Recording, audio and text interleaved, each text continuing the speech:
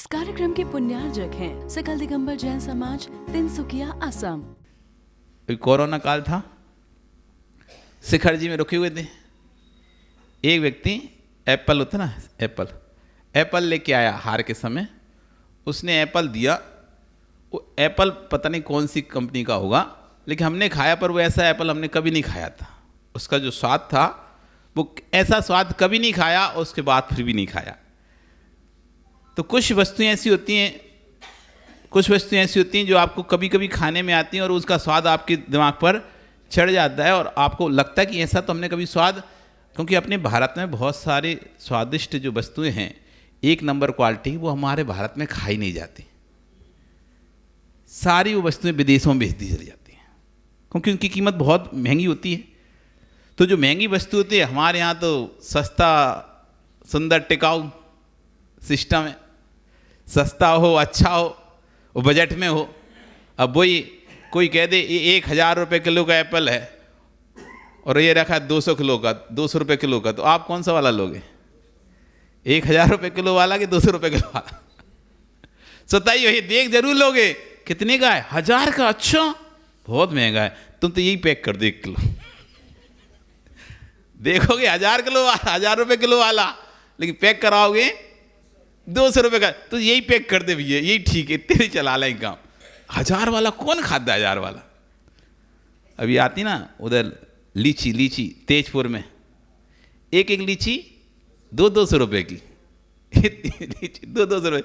आदमी कहते 200 रुपये में तो इतना सारा खरीद लेंगे। 10 रुपये की, 20 रुपये की एक लीची, और एक आ रही है 200 रुपये की, 250 रुपये की लीची बड़ी। पे सब बाहर जाती। यहाँ तो वही वाले होते हैं, कम वाले। तो ऐसा आम तो उसने कभी खाया नहीं।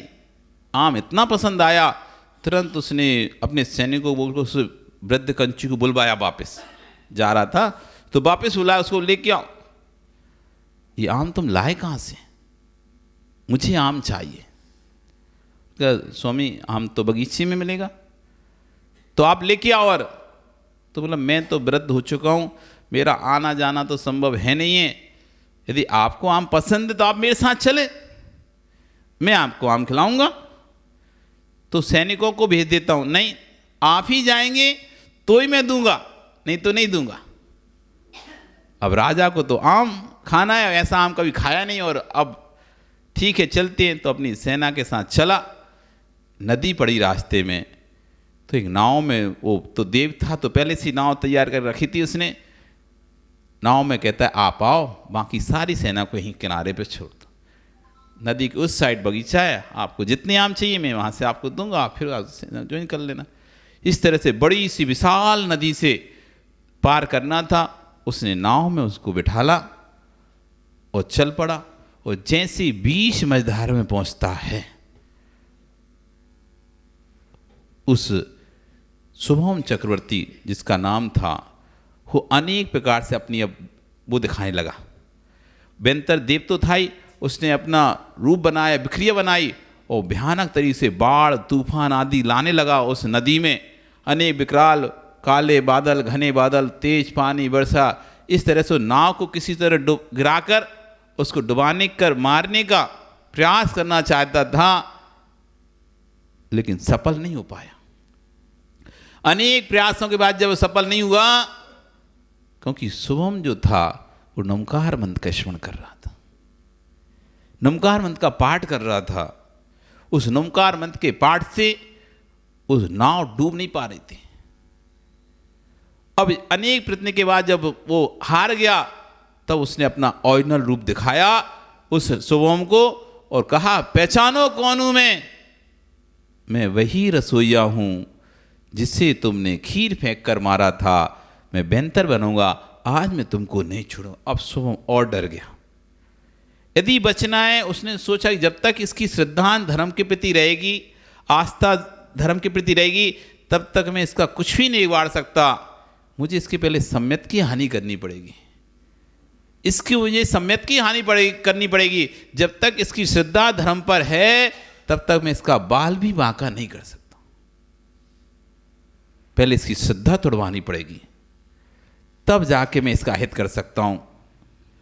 उसने कहा तुमको यदि बचना है तो एक ही उपाय है, मैं तुमको जीवन दान दे सकता हूं। क्या? तुमको पानी पर नमकार मंत्र लिखना होगा और अपनी लाश से उसको मिटाना पड़ेगा। चक्रवर्ती सोचता है पानी तो बहता हुआ है, इस पे कौन सा नमकार मंत्र लिखा होगा?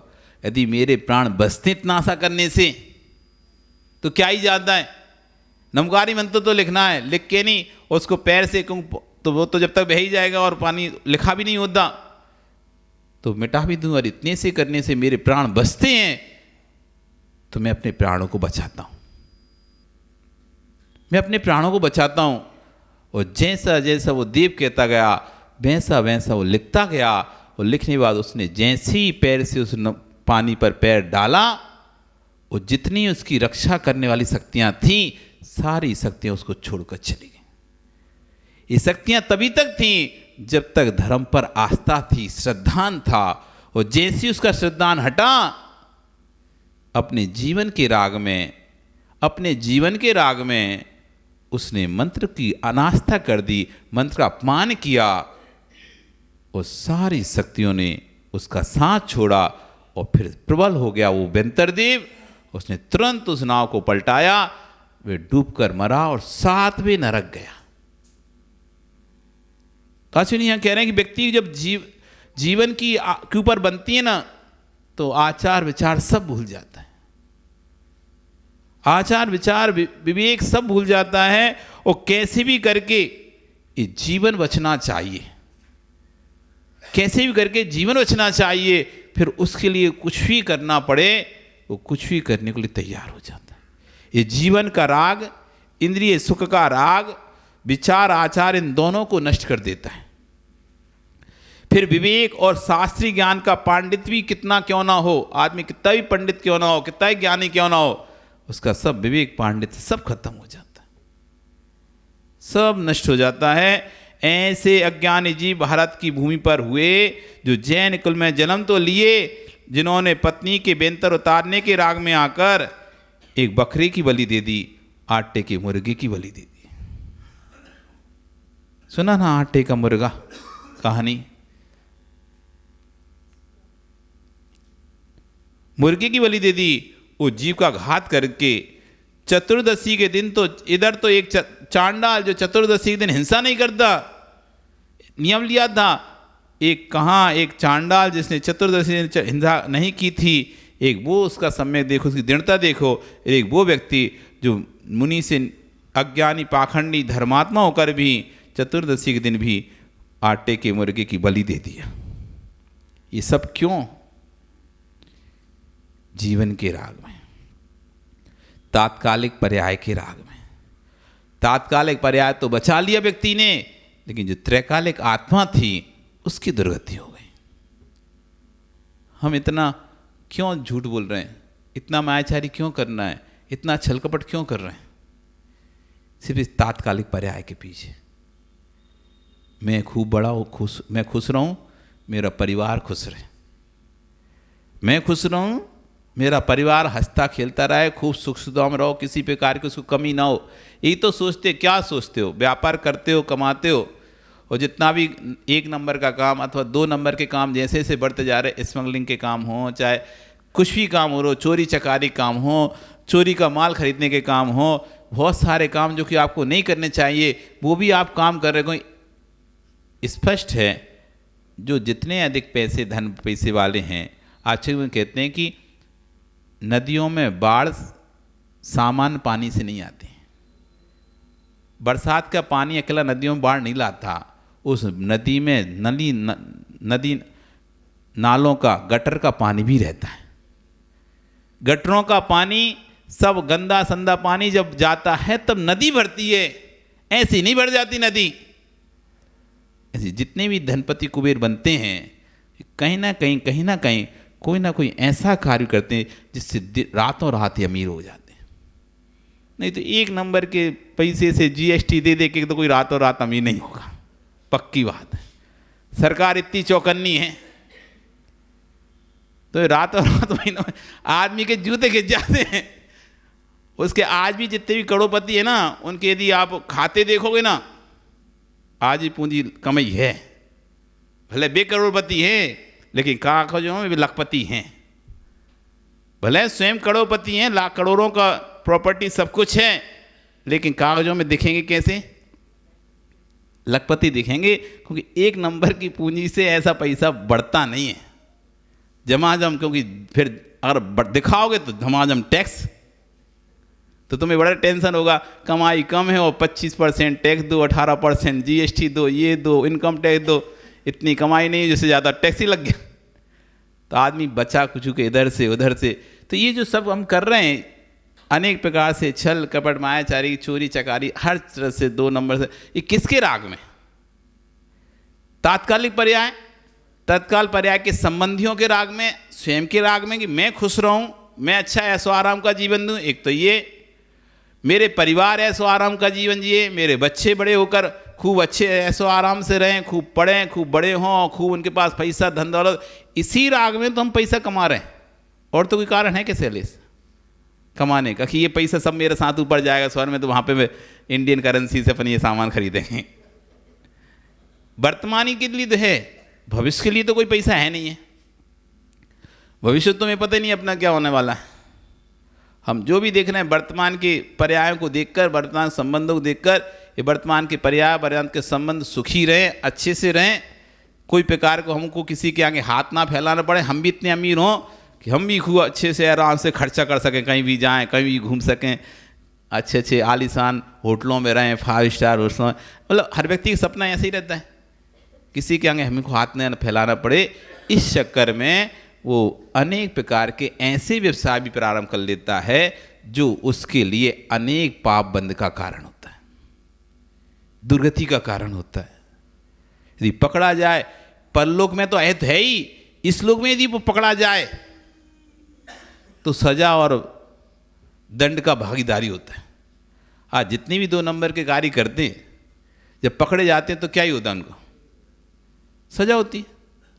तो इस लोक में भी जो हितकारी है, जब जो वस्तु इस लोक में हितकारी नहीं है, जिस वस्तु को हम इस लोक में नहीं बता सकते, जिस वस्तु के उजागर हो जाने पर, पता चल जाने पर, जिस कार्य के पता चले, इस लोक में ही हमको दंड का भागीदार बनना पड़ रहा है, तो वो कार्य परलोक में कैसे हितकारी हो पाएगा? जो कार्य इस लोक में ही, वर्तमान में ही हितकारी है, तो परलोक में वो कार्य कभी भी हितकारी हो ही नहीं सकता। पर फिर भी हम उस कार्य में लगे हुए सिर्फ वर्तमान के चक्कर में, तात्कालिकता के चक्कर में। हमें पता ही नहीं है इससे हम कितना कर्म का संचय कर रहे हैं, कितना अतीर पाप कर्म का संचय कर रहे हैं। ये मेरी आत्मा त्रैकालिक है, सिर्फ इसी पर्याय में नहीं रहेगी। मैं चारवाक नहीं हूँ, मैं जैन हूँ। एक चारवाक दर्शन हुआ भारत में। षड दर्शन, दर्शन मतलब होता है एक सोच, विचारधारा।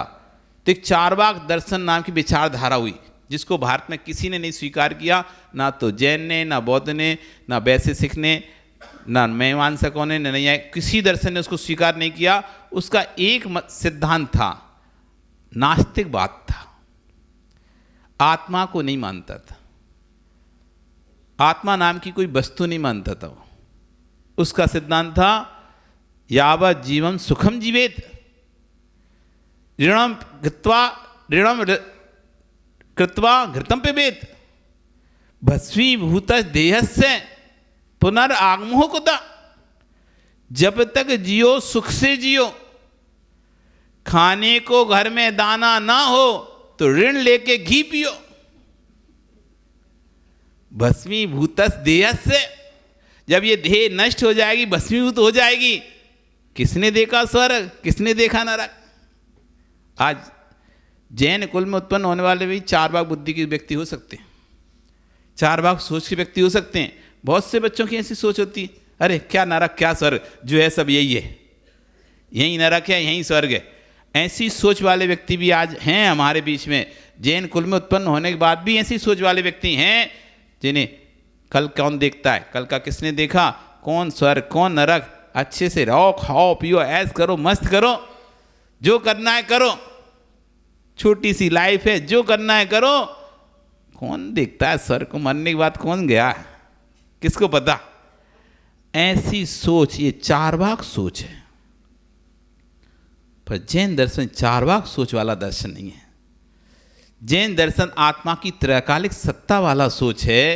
ये आत्मा कभी आत्मा भूत में भी थी, वर्तमान में भी है और भविष्य में भी रहेगी। जो उसने भूत में किया है उसका फल वर्तमान में भोगेगा और जो वर्तमान में करेगा उसका फल भविष्य में भोगना पड़ेगा। ये त्रैकालिक है, ये नष्ट नहीं होगी। जो पर्यायों को धारण किया है वो पर्याय नष्ट होंगी, लेकिन पर्यायों के बीच में जो आत्मा है वो कभी नष्ट नहीं होगी। उस त्रैकालिक आत्मा पर भी विचार करो कि मैं जो कर रहा हूं, जो मैं कर रहा हूं उसमें कितना पाप का संचय कर रहा हूं। जो मैं कर रहा हूं उससे कितना पाप का संचय कर रहा हूं। इस पाप संचय का निदान क्या किया मैंने आज तक? इतना पाप का संचय कर करके धरता जा रहा हूं, रखता जा रहा हूं, रखता जाऊं। अभी तो फल भोगने मिल नहीं रहा, क्योंकि इसका काल तो आराम से पकेगा। कोई 10 साल बाद, कोई 100 साल बाद उदय में आए, कोई 1000 साल बाद उदय में आए, कोई 2000 साल बाद उदय में आएगा, कोई करोड़ों वर्ष बाद उदय में आएगा, कोई 10 वर्ष बाद उदय आए, बाद भी उदय, अभी तो तुरंत उदय में नहीं आएगा। तो जब उदय में आएगा तो मैं कैसे इन कर्मों को भोगूंगा, कैसे इन कर्मों को भोगूंगा? ये विचारहीन है व्यक्ति। त्रैकालिकता की व्याख्या ही नहीं समझना। त्रैकालिक को समझना पड़ेगा। इसलिए आचार्य भगवान कह रहे हैं कि हिंसा से शुभ होता तो अहिंसा से क्या होगा फिर?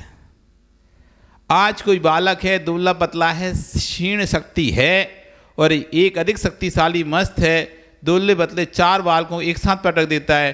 क्या नहीं? ये कोई चमत्कार नहीं है, ये तो शरीर का बल है।